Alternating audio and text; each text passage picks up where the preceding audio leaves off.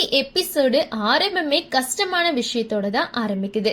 சத்யா அதுக்கப்புறம் மீனாவுடைய ஃப்ரெண்ட்ஸ் எல்லாரையும் கூட்டிட்டு வீட்டுக்குள்ள நடந்த எல்லா உண்மைகளையும் ஒண்ணு விடாம சொல்றாரு. அதுல என்னன்னா, ரோகிணி இதுவரைக்கும் அண்ணாமலை வீட்டுக்குள்ள செஞ்ச எல்லா சூழ்ச்சிகளும், முத்துவுடைய காரோட வயரை கட் பண்ணி அவனை கொலை பண்ண பாக்குனதும், அதுக்கப்புறம் முத்துவோட செல்போனை திருடி தன்னோட வீடியோவை லீக் பண்ணது, அதுக்கப்புறம் வீட்டுல இருந்த பணத்தை திருடினது, இந்த எல்லா விஷயங்களையும் சத்யா ஓபனா சொல்லிடுறாரு.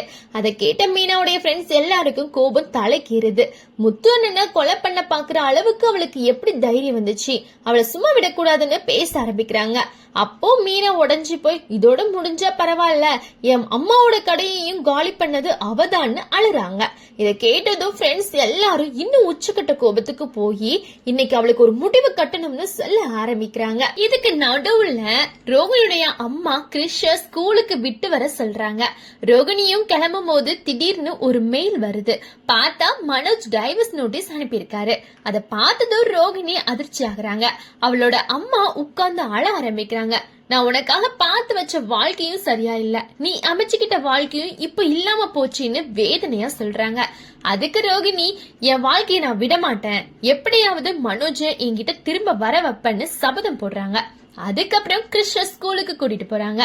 ஸ்கூல் வாசல்ல கிறிஷ், அம்மா நான் எப்போ மீனா ஆண்டி வீட்டுக்கு போவோம்னு கேட்க, ரோகிணி, அது மீனா ஆண்டி வீடு இல்ல, நம்ம வீடு, நம்ம சீக்கிரம் போவோம், அப்பா கூட நம்ம கூட வந்துருவாரு, நீ எதையும் யோசிக்காம நல்லா படின்னு சொல்லி அனுப்பி வைக்கிறாங்க.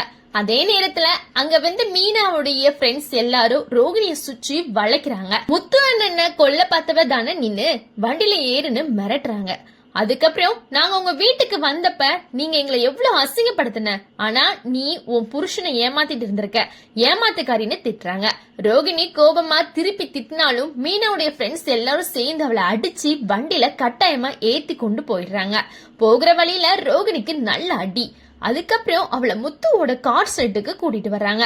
அதே நேரத்துல முத்துவுக்கு போன் போட்டு மீனாவையும் அங்க வர சொல்றாங்க. முத்துவும் மீனாவும் என்ன விஷயம் இருக்குன்னு குழப்பத்தோட வர்றாங்க. அங்க ரோகிணிய பார்த்ததும் ரெண்டு பேரும் அதிர்ச்சி ஆகுறாங்க. ஏன் இப்படி பண்றீங்கன்னு கேக்குறாங்க. அதுக்கு மீனாவுடைய ஃப்ரெண்ட்ஸ், உங்களை கொல்ல முயற்சி பண்ணவள நாங்க சும்மா விட மாட்டோம்னு சொல்லி ரோகிணிய மன்னிப்பு கேட்க சொல்றாங்க. அப்போ அங்க முருகனும் வித்யாவும் வராங்க. நாங்க அறுபடை வீட்டுக்கு போய் பாவம் கழிக்க போறோம்னு சொல்றாங்க. முத்து, அவ செஞ்ச பாவத்துக்கு நீங்க என்ன பண்ண போறீங்க, சரி போயிட்டு வாங்கன்னு அனுப்பி வைக்கிறாங்க. அடுத்த சீன்ல அடி வாங்கின நிலையிலேயே ரோகிணி மனோஜ் பார்க்க போறாங்க. அவரோட மனசை மாற்ற முயற்சி பண்றாங்க. ஆனா மனோஜ் கொஞ்சம் கூட உடுகல. மறுபடியும் முத்துவும் மீனாவும் தான் என்ன அடிச்சாங்கன்னு பொய் சொல்லி அழுகுறாங்க. அதுக்கு மனோஜ் வெறுப்பா, நீ என் தம்பிய கொல்ல பாத்திருக்க, உனக்கு அந்த அளவுக்கு மனசு எப்படி வந்துச்சு, எனக்கு அவனை பிடிக்காதுதான், ஆனா அவன் சாகணும்னு நினைக்கவே இல்ல, நீ இனிமே என் வாழ்க்கையிலே வராத, இன்னும் கொஞ்சம் நேரம் இங்க நின்னா நானே அடிச்சிடுவேன் போன்னு விரட்டி விடுறாரு. அதுக்கப்புறம் மனோஜ் வீட்டுக்கு வந்து நடந்த எல்லாத்தையும் சொன்னதும் அண்ணாமலை கோபத்துல இருக்காரு. அப்போ முத்துவும் மீனாவும் அங்க வராங்க. அண்ணாமலை ரெண்டு பேரையும் கடுமையா திட்டுறாரு. முத்துவும் மீனாவும் இதுல எங்களுக்கு சம்பந்தமே இல்லன்னு சொல்றாங்க. ஆனா வீட்டுல எல்லாரும் இவ்வளவு நடந்தும் இன்னும் போய் சொல்லிட்டு திரியான்னு திட்டுறாங்க. கடைசியில விஜயா, நீங்க நேரா அடிக்கலனாலும் பரவாயில்ல, உங்க ஆட்களை வச்சு அடிச்சிருக்கீங்க, எனக்கு முன்னாடியே தெரிஞ்சிருந்தா நானும் சேர்ந்து அடிச்சிருப்பேன்னு சொல்றாங்க. இதோட இன்னைக்கு எபிசோட் முடியுது. நன்றி, வணக்கம்.